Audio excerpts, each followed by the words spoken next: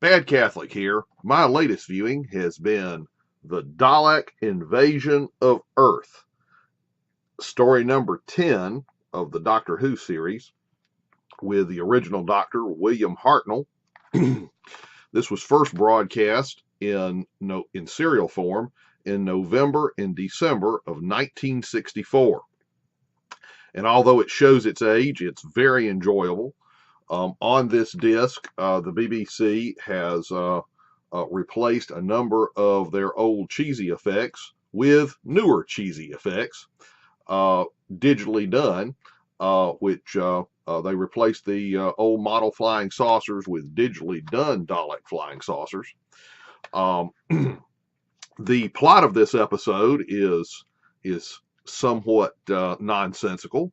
The Daleks have invaded Earth, and they intend to hollow out the core of the Earth and replace it with an engine, so that to turn the Earth into a giant spaceship that the Daleks can drive over the galaxy. Now, why exactly the Daleks need to turn the Earth into a giant spaceship is never made exactly clear, considering the fact that the Daleks have a fleet of flying saucers that have very amazing lasers and can blow up practically anything. Exactly why they need to turn the Earth into a spaceship and drive it across the galaxy is never made really clear. This is also Susan's last episode, the Doctor's granddaughter. Uh, the Doctor's granddaughter, played by Carol Ann Ford. This was her last episode, and she leaves the show to get married to a gentleman that she meets during the episode. And actually, she doesn't want to leave her grandfather, the Doctor, and the Doctor, knowing that Susan is now in love, locks her out of the TARDIS and leaves her with her new fiance, and we can assume that they lived happily ever after. Of course, this episode was written before they had actually created all the backstory for the Time Lords, and before anybody knew anything about regeneration. So I guess that we can assume, since Susan was married to a normal human being, that at some point, and of course we know that Time Lords don't age like regular human beings. Apparently, they could marry, and we can assume they can marry and produce children and so forth in the normal human matter. But I would kind of imagine that her husband might begin to notice eventually that she's not aging along with him. And then when something happens to her and she regenerates, that might be a quite traumatic experience for her family and friends.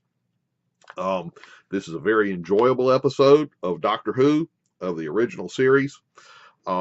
This disc is chock full of extras.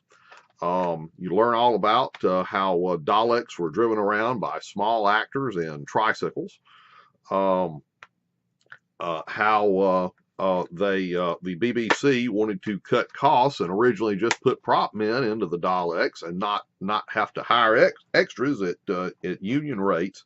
But the BBC extras were unable to act on cue, and so they had to put actors into the Daleks after all.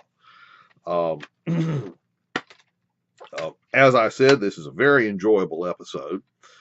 There's also a thing called the Slither that only appears in one episode of the 6-episode serial.